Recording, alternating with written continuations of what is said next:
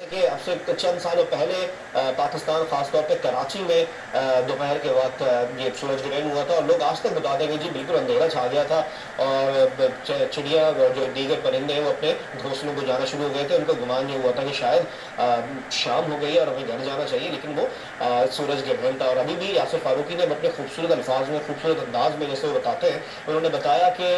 परिंदे इकबाल पार्क है press club के साथ, वहाँ पर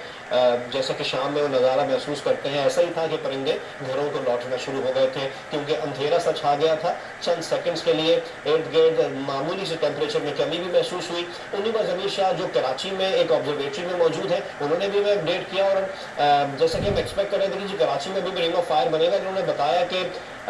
इस वक्त अपडेट ये किया गया कि उस कराची में रिंग ऑफ फायर नजर नहीं आएगा। सूरज की बहुत ही बारीक सी एक लेयर रह जाएगी, लेकिन मुकम्मल तौर पर उसका व्यू, उसका एंगल ऐसा नहीं होगा।